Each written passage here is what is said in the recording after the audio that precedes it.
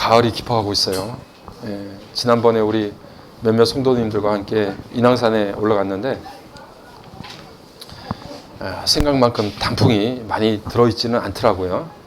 그래서 우리 모두가 아직 때가 안 돼서, 단풍 들 때가 아직 안 돼서 저 위에서부터 내려오기 시작하는데 아직 서울은 단풍이 덜 들었나 보다, 그렇게 이야기하고 산행을 마치고 돌아왔어요. 그리고서 이제 뉴스를 이렇게 보는데 뉴스에서 뭐라고 하냐면 전국적으로 단풍이 제대로 잘 들지를 않는다는 거예요. 왜 그런가? 이상기온 때문에 지구의 전체적인 기온이 올라가서 이제 나뭇잎들이 단풍이 들기도 전에 누렇게 골병이 들어서 그냥 낙엽이 돼서 떨어진대요. 그래서 앞으로 우리가 그렇게 이전에 보았던 알록달록한 예쁜 단풍의 모습도 점점 보기가 힘들지 않을까, 이런 생각을 해보게 됩니다. 가을이 되니까 이게 그저 가을이구나 이런 생각에 끝나는 것이 아니라, 우리 집사님들도 계시고 우리 권사님들도 계시고 하는데 60이 가까이 가고 이렇게 가니까 가을이 그냥 계절이 아니라 내 인생 같다는 생각이 조금씩 들기 시작하더라고요. 그래서 우리가 언젠가는 우리 김야래 성도님처럼 그 하나님께서 부르시는 시간을 기다리고 낙엽처럼 떨어지는 시간이 있지 않겠어요? 그런 시간들을 우리가 기다리게 되는데, 마지막 순간이라도 우리의 모습이 정말 단풍처럼 예쁘게 물드는 그런 고운 시간이 돼야 되지 않을까. 우리의 마지막이 하나님 앞에 아름다운 모습으로 우리의 인생이 마감돼야 되지 않을까, 이런 생각을 이 계절에 하게 되는 거예요.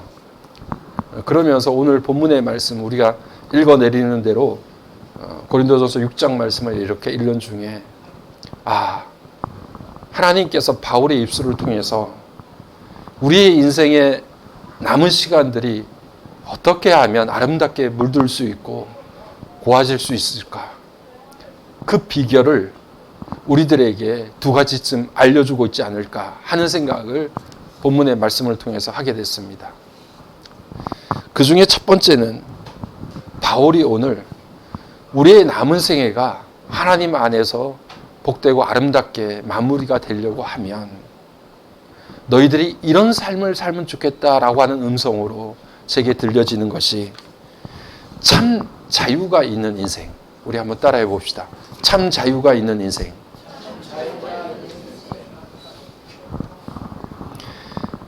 말씀을 살펴온 대로 고린도 교회는 이 몸이라고 하는 것이 영혼을 덮고 있는 껍질에 불과하다고 생각을 했어요. 당시에 고린도 교회 성도들과 고린도에 포함되어져 있는 모든 사람들은 우리의 육체라고 하는 게, 몸이라고 하는 게 영혼을 둘러싸고 있는 껍질에 불과한 것입니다. 그리고 더 나아가서 우리의 몸이라고 하는 것은 영혼을 가두고 있는 감옥에 불과하다고 생각을 했어요. 그래서 이 사람들은 죽는 날을 굉장히 기쁜 날로 생각해요. 왜냐하면 그렇게 소중하고 중요하게 생각한 영혼이 우리의 육체로부터 탈출할 수 있는, 벗어날 수 있는 날이 죽음의 날이에요.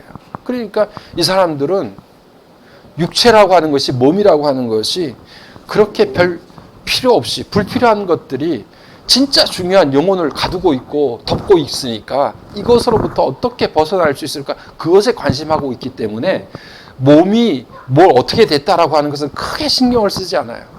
우리가 몸으로 죄를 짓거나 몸이 무슨 죄에 오염이 됐거나 이런 거 별거 아니에요. 몸은 원래 그래요. 몸은 우리의 영혼을 감싸고 있는 껍질에 불과하고 우리 영혼을 가두고 있는 감옥에 불과해서 몸은 원래 그런 거예요. 그러니 몸으로 짓는 죄에 대해서 크게 신경 쓰지 않았어요. 몸은 원래 그런 거야.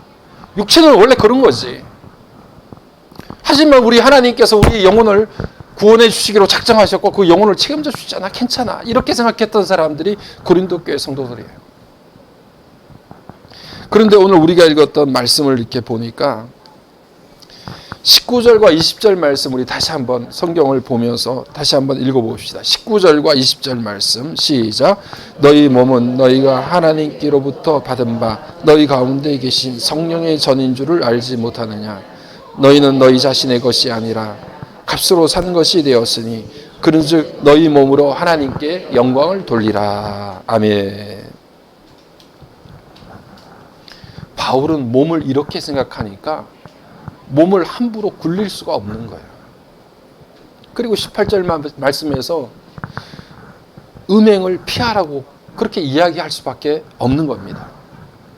몸을 허락하신 분이 하나님이세요. 하나님이 우리의 몸을 창조하셔서 우리를 만드셨잖아요.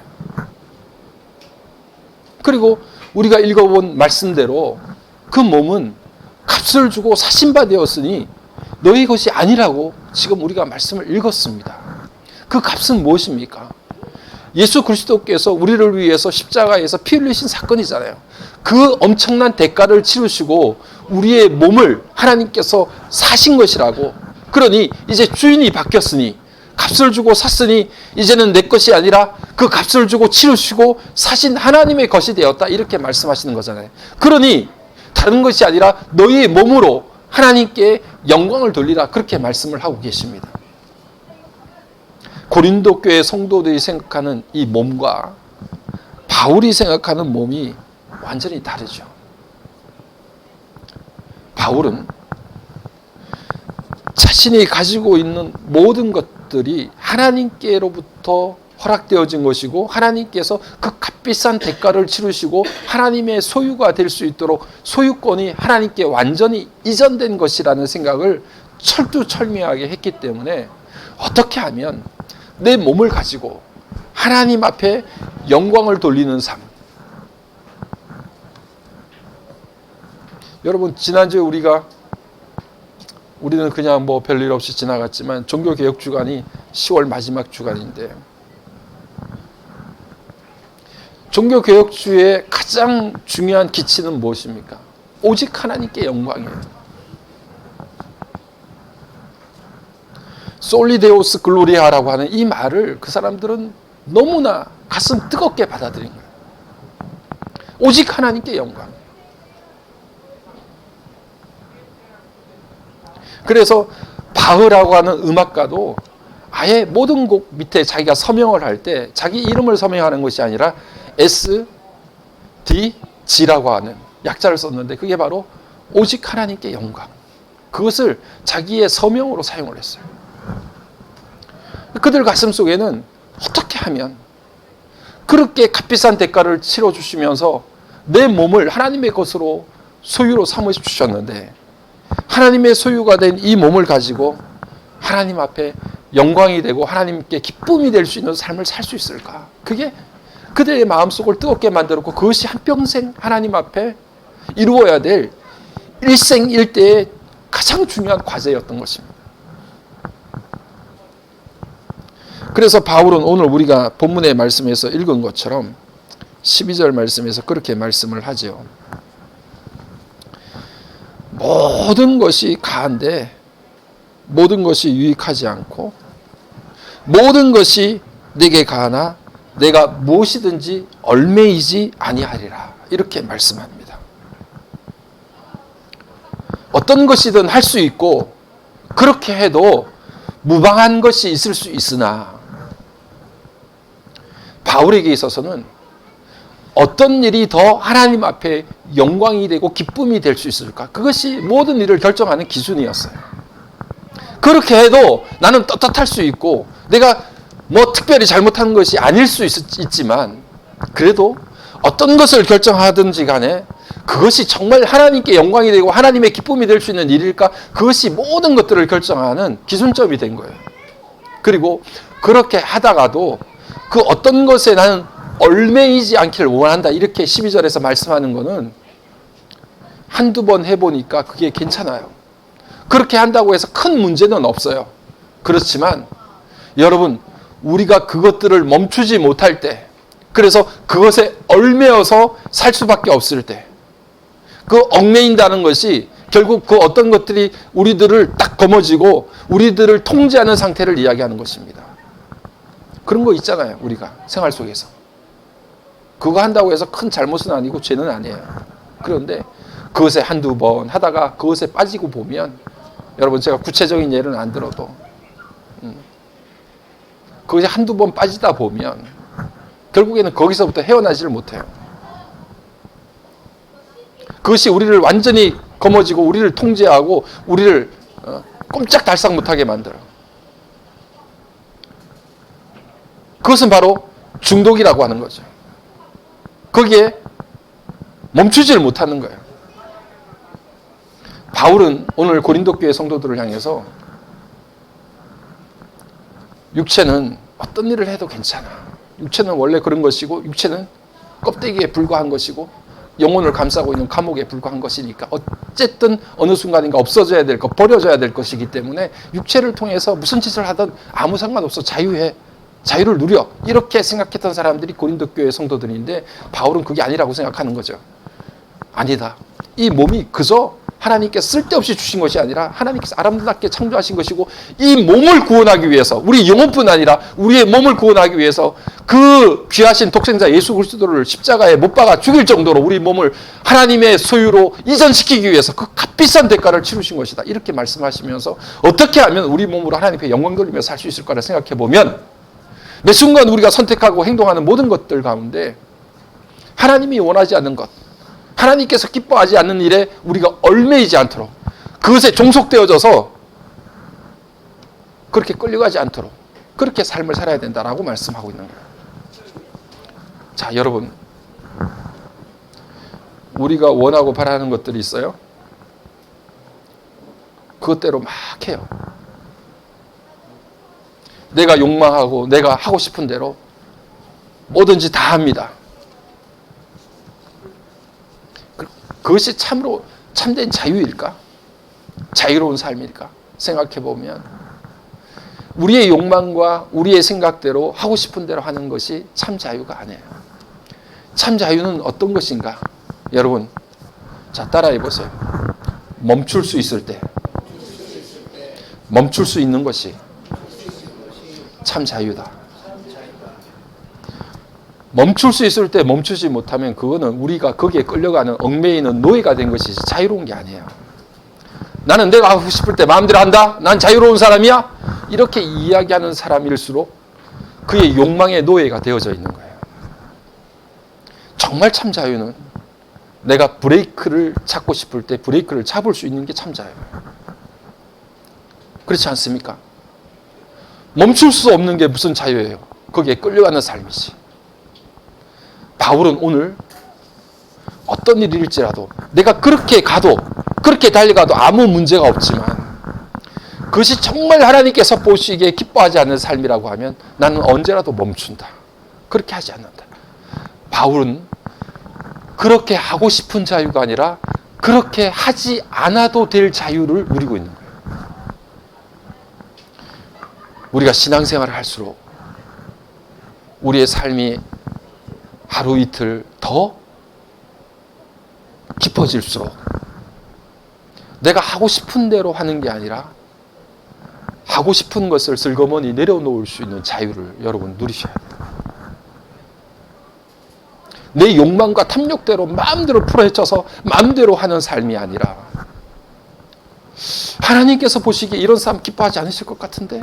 라는 생각이 들면 내 몸속에는 그것을 하고 싶은 마음이 있더라도 슬그머니 한쪽으로 그것을 내려놓을 수 있는 자유, 그런 기쁨을 누리셔야 돼요. 그게 우리 인생이 곱게 늙어가는 비결이에요. 우리 욕망을 풀어헤쳐놓고 하고 싶은 대로 달려가는 거, 결국에는 우리 인생이 추해지는 거예요. 마지막에. 요즘에 여러분 뉴스나 언론에 등장하는, 수도 없이 등장하는 말들이 어떤 말들이에요? 요즘에 뉴스에 가장 많이 보는 말들, 마약, 남장 여인, 여자, 그런 이야기들 많이 등장하잖아요. 자신들이 하고 싶은 대로, 욕망대로 달려가는 거예요. 그게 자유입니까? 결국 인생의 마지막은 비참하게 끝나잖아요. 그거에 얽매이고 그것에 조종당하고 통제당해서 더 이상 브레이크를 잡을 수 없는 그런 상태가 되는 것은 자유가 아닙니다.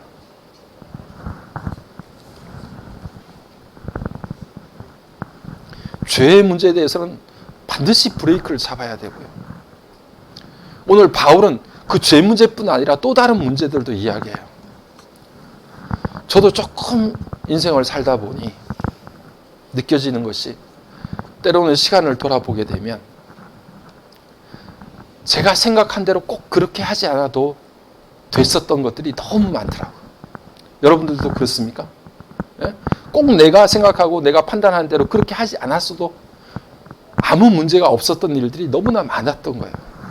그런데 그때는 내가 생각한 게 옳았고 내가 판단하고 내가 계획했던 것대로 하지 않으면 뭔가 큰 문제가 생길 것처럼 생각이 됐는데 시간이 지나고 보니 꼭 그렇게 생각하지 않고 누군가가 이야기하고 다른 사람들이 판단하는 대로 그렇게 해도 별 큰 문제가 없이 지나갈 수 있었던 일들이 너무 많았다는 것을 깨닫게 돼요. 헬라 사람들은 이것을 아디아포라라고 이야기합니다. 그 뜻이 뭐냐 하면 특별히 정해진 게 아니고 본질적인 게 아니에요. 중요한 게 아닌 거. 그것을 헬라 사람들은 아디아포라라고 이야기를 했어요. 다시 말하면 우리의 인생을 이렇게 돌아보면 별 본질적인 게 아닌 거, 중요하지 않은 거, 사소한 것 때문에 너무 많은 에너지를 쏟아버린 거예요.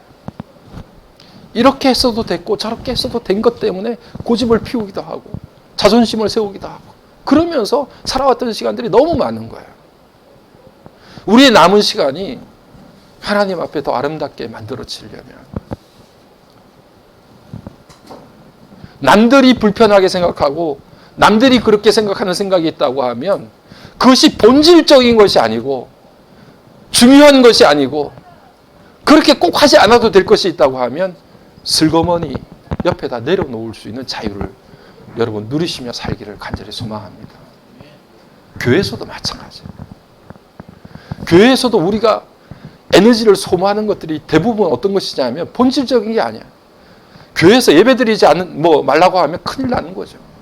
말씀대로 살지 말라고 하면 큰일 나는 그런 거 가지고선 우리가 막 싸우거나 그러지 않아요. 보면 이렇게 하나님을 섬겨도 되고 저렇게 하나님을 섬겨도 되는 문제들을 가지고 에너지를 소모하는 거예요. 예배 때 종을 몇 번 쳐야 되느냐? 예배 때 무슨 옷을 입어야 되느냐? 지금도 영국의 청교도적인 그런 전통을 가진 사람들은 주일날 저 아일랜드나 이런 쪽에 가보면 장로교 교인들은 다 까만 옷 입어요. 여성분들도 다 까만 옷 입어요. 그래 시커먼 장례식에 가는 것처럼 해서 예배에 가서 다 예배드려요. 그 입는 게 전통적인 복장이야. 예배 시간에 무슨 옷을 입어야 되느냐, 어떤 색깔의 옷을 입어야 되느냐, 예배 형식은 어때야 되느냐, 본질적인 게 아니잖아요. 그런데 우리는 그 비본질적인 것을 가지고 너무 많은 시간들을 보는 아디아포라라고 하는 하나님께서 정확하게 이렇게 하라고 명령 내리지 않으신 것들, 상황에 맞춰서 우리가 모든 여건에 따라서 이렇게 하나님 앞에 영광 돌릴 수도 있고 저렇게 영광 돌릴 수 있는 그런 일들 때문에 너무 많은 에너지를 소모하는 거예요.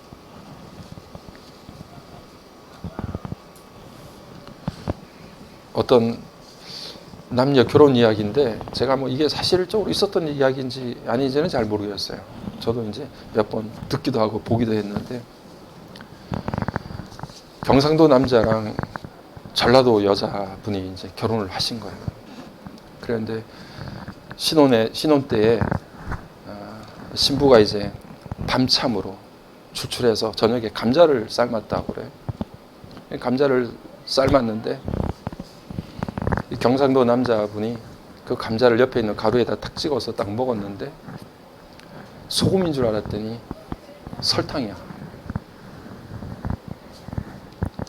이 남자가 이제 갑자기 승질을 부럭 내더니 감자를 소금에 찍어 먹지 설탕에 찍어 먹는 사람이 어디 있노? 이렇게 이제 이야기를 한 거죠. 그랬더니 전라도 신부가 남편한테 나는 지금까지 감자를 소금에 찍어 먹는 인간은 본 적이 없다는 게 이렇게 이야기합니다.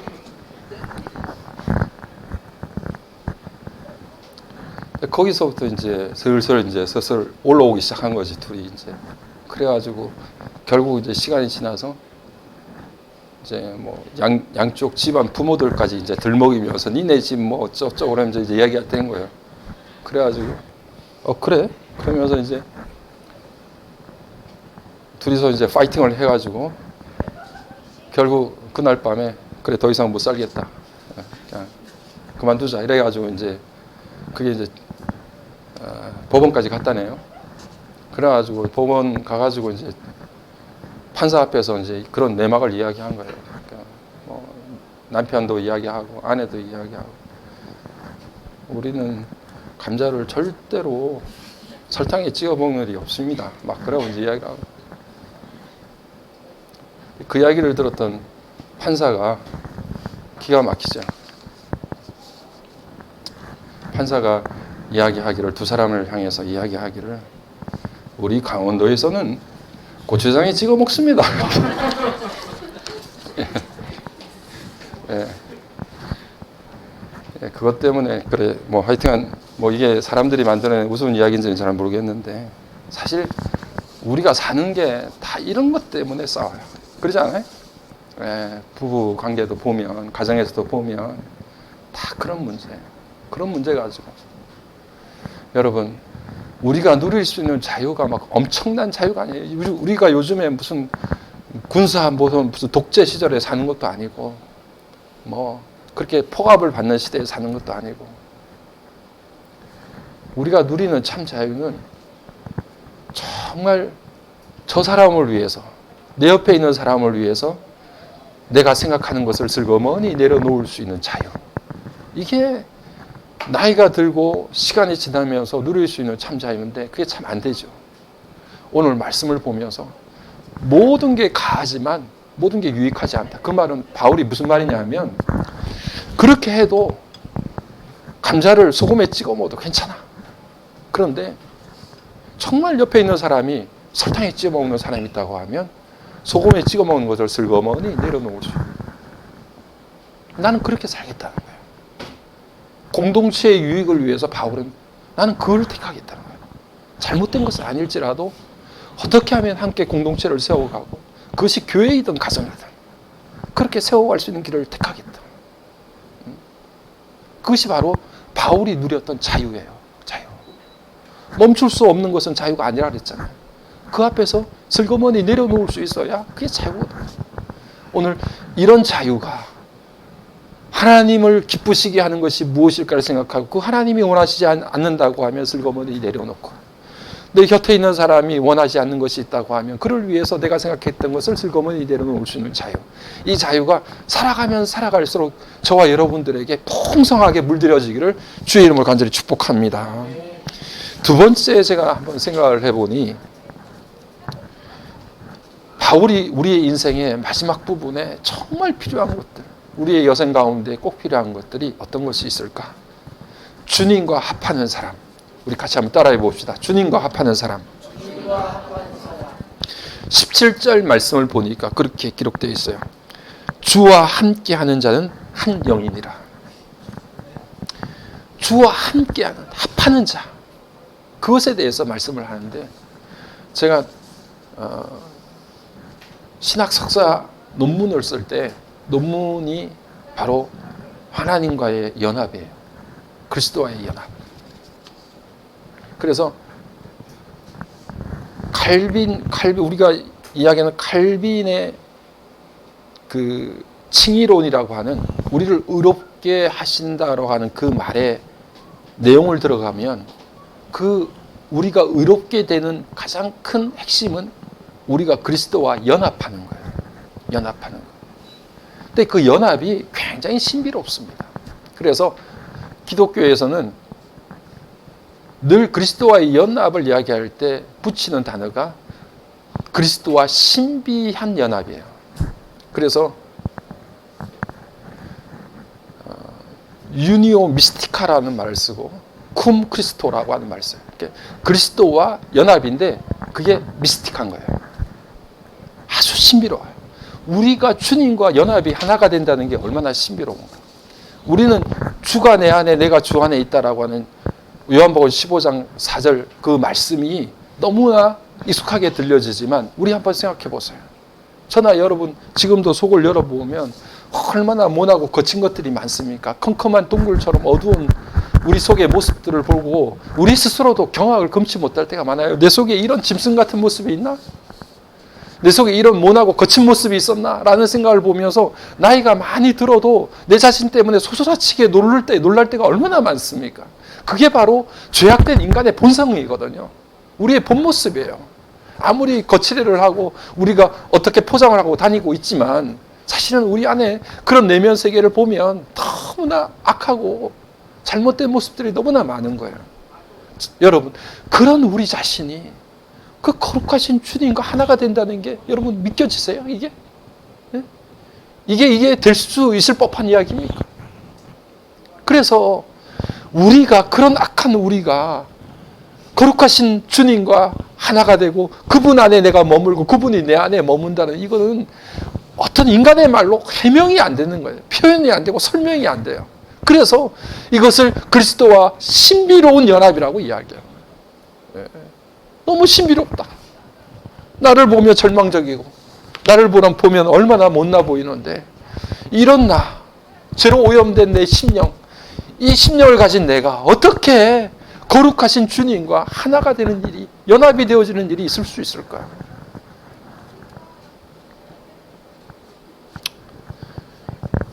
그 놀라운 일들이 우리 가운데 일어나게 되는데 그렇게 우리를 그리스도와 연합시킨다는 것에 대해서 바울은 몇 가지 비유를 이야기해요. 그가 이야기했던 비유 중에 그리스도와 우리가 연합되어진다는 것 중에 하나가 바로 머리와 몸의 관계를 통해서 우리가 온몸이 하나로 연결되어진 것처럼 주님과, 머리 대신 주님과 몸된 우리가 함께 연결되어져 있다고 이야기해요. 우리 주님도 바로 주님과 우리가 가지가 나무에 붙어 있는 것처럼 그렇게 그가 내 안에 내가 그 안에 있으면 그 사람은 열매를 많이 맺나니 나를 떠나서는 너희가 아무것도 할 수 없습니다. 그렇게 말씀하셨단 말이에요. 그리고 바울이 결국 에베소서 5장을 보면 우리를 신부와 신랑의 관계로, 주님과 우리와의 관계를 신부와 신랑 결혼의 관계로 이야기해요. 그렇게 하나님께서는 오늘 말씀을 통해서 우리가 주님과 그렇게 친밀한 관계, 교제를 나눌 수 있는 관계를 이 땅에서 우리가 볼 수 있는 가장 가까운 관계를 비유로 설명해서 너희들이 그렇게 주님과 하나가 되었다는 것을 우리에게 말씀해 주고 있습니다. 우리가 주님 밖에 있으면요, 구원받을 수 있습니까? 없습니다. 아무리 하나님께서 그 값비싼 대가를 치러주시고 우리를 구원해 주시기를 원하신다 하더라도 우리가 주님 안에 머물지 않고 주님 밖에 만약에 있다고 하면 그 구원의 은총을 받을 수 있는 사람이 아무도 없어요. 구원뿐 아니라 구원 이후에 우리가 하나님 안에서 살아가면서 누릴 수 있는 참된 삶의 신앙의 열매들과 그 결과들도 예수 밖에서는 아무것도 놓을 수 없어요. 조금 전에 제가 말씀드린 것처럼 주가 내 안에 내가 주 안에 머물 때 비로소 가지가 나무에 붙어 있어서 많은 열매를 맺는 것처럼 그도 열매를 맺게 될 것이라고. 구원받은 백성으로서 당연히 우리가 맺어야 될 열매들도 예수 밖에 있으면 아무것도 열매를 맺을 수가 없어요. 오직 주님 안에 머물 때, 주님 안에 있을 때 여러분 삶의 열매도 맺혀지게 되는 거예요. 그러니 우리의 인생의 마지막 부분이 주님과 합해져서 그 주님 안에 머물 때 우리의 인생에 남겨질 열매들이 그 주님 안에서 맺혀지게 되는 거예요. 예? 겉돌고 빙빙 돌다가 주님 안에 온전히 머물지 못하는 삶 살면 그저 이 가을에 겨울을 앞두고 자랑하게 바람에 흔들리다가 그냥 떨어지는 처량한 낙엽에 불과한 거지. 예? 우리의 남은 시간을, 우리의 인생을 오늘 우리가 읽었던 말씀처럼 너희들 창녀와 합하는 자가 될 거냐? 고린도 지방은요, 남자들이 창녀를 찾거나 뭐 이렇게 하는 것이 아무런 일이 안 됐어요. 합법적인 일이야, 그 당시에. 그러니 남자들은 성적으로 누릴 수 있는 많은 것들을 아무리 해도 별 문제 삼지 않았어요. 그런데 바울은 그것을 지금 꼬집어서 다시 이야기하는 거예요. 너희들 그렇게 해가지고 창녀들과 합하는 그런 인생 살겠냐? 아니면 정말 우리가 남은 삶을 주님과 합하는, 주님과 하나 되는 삶을 살겠냐?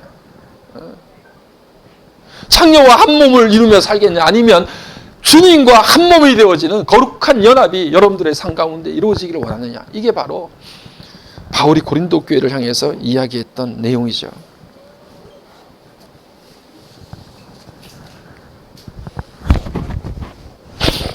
결론적으로 제가 말씀드리겠습니다. 노래하는 사람들은 노래를 한평생 열심히 하다 보면 자기 이 몸뚱아리가 악기처럼 된대요. 그래서 오랜 연륜을 통해서 불렀던 그 노래가 이 악기처럼 만들어진 그 몸을 통해서, 몸통을 통해서 울려서 더 성숙한 소리가 들려진다고 그래요. 그래서 좋은 악기도 좋은 나무로 얇게 만들어서 울림통을 크게 만들어 주어야 그 울림통을 통해서 아름다운 악기의 소리가 들려진다고 그래요.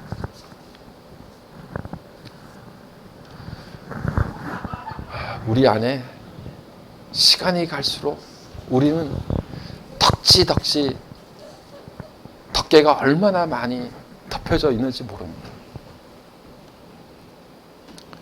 시간이 지나가고 세월이 지날수록 우리의 온 마음과 온 몸이 더 얇아져서, 다시 말하면 울림통이 더 크게 만들어져서 우리를 통해서 하나님의 음성이, 우리를 통해서 하나님께 돌려드릴 영광이 더 웅장하고 더 아름답게 울려질 수 있는 그런 삶을 살아야 되는데, 우리는 세월이 갈수록 더 덕지덕지 덮개가 붙어 있는 거예요. 우리의 탐욕과 욕심과 우리의 주관과 내가 하고 싶은 것들, 그것들이 사라지지 않고 내려놓지 못하고 그 자유를 누리지 못하고 계속해서 붙여서 가는 거예요.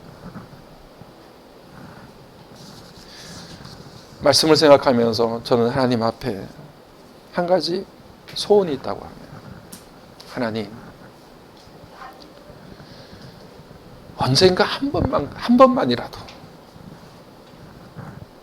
제 머리끝에서부터 발끝까지 하나님께서 나를 온전히 복음의 울림통으로 사용하여 주셔서 하나님께서 부어주시는 그 복음의 메시지를 온몸으로 울릴 수 있는, 그래서 그 어떤 악기보다 하나님이 내게 말씀하시는 그 소리를, 그 영적인 음성을 그렇게 온몸으로 울려낼 수 있는, 복음의 파장을 일으킬 수 있는 그런 한순간이라도 그것을 경험했으면 좋겠습니다. 날마다 우리를 더 두껍게 만드는 은혜가 아니라 날마다 나를 더 얇게 만드는, 이전에 제가 그 말씀을 썼는데, 일박의 은혜, 날일자 열불 박자. 인생이 지나가면 지나갈수록 더 두께가 얇아지는, 그래서 내게 하나님의 음성이 더 크게 울릴 수 있는 울림통을 만드는 그런 삶, 그런 삶이야말로 우리의 남은 시간을 더 복되고 아름답게 만드는 시간들이다. 그것이야말로 바울이 누렸던 참된 자유와 기쁨을 누리는 복되고 아름다운 삶이다 라고 하는 것을 다시 한번 깨닫게 됐습니다. 오늘 이러한 말씀의 은혜가 여러분들의 삶에도 고스란히 더 충만하게 임하기를 주의 이름으로 간절히 축복합니다.